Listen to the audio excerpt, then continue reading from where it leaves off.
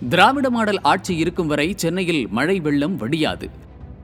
பருவமழை என்றாலே சென்னை மக்கள் வெள்ளத்தில் மூழ்கி விடுவோமோ என்ற அச்சத்தில்தான் வாழ்ந்து வருகின்றனர். தென் சென்னையில் வெள்ளத்தை தடுக்க புதிய வெட்டி மூடு கால்வாய் திட்டத்தை 91.1 கோடி ரூபாய் மதிப்பில் முன்னெடுக்கப்பட்டுள்ளது.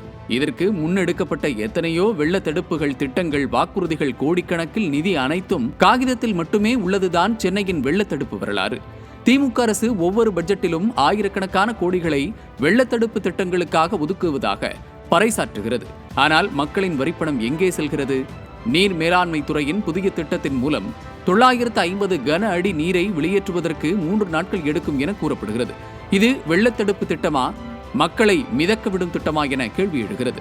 பள்ளிக்கரணை சதுப்பு நிலம் முதல் ஓக்கியம் மடு வரை 18 கிலோமீட்டர் தொலைவு பயணிக்கும் வெள்ள நீர் இப்போது 1.2 கிலோமீட்டர் பயணத்தில் கடலில் கலக்குமாம் என ஒரு முன்னோடி திட்டம் போடப்பட்டுள்ளது. அப்படின்னு இதற்கு முன் அறிவிக்கப்பட்ட திட்டங்கள் எத்தனை நிறைவேறின?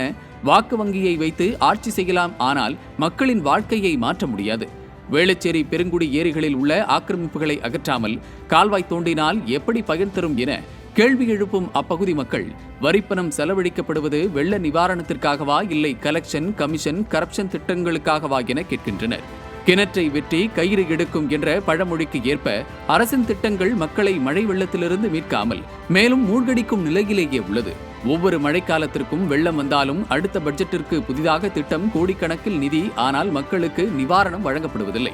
சென்னையில் மழை நின்றால் வெள்ளம் வடியும், ஆனால் வரிப்பணம் முடியாது. தங்களுக்கு பருவமழை வெள்ளத்திலிருந்து விடிவும் இருக்காது என்பதை மக்கள் அறிந்து கொண்டனர்.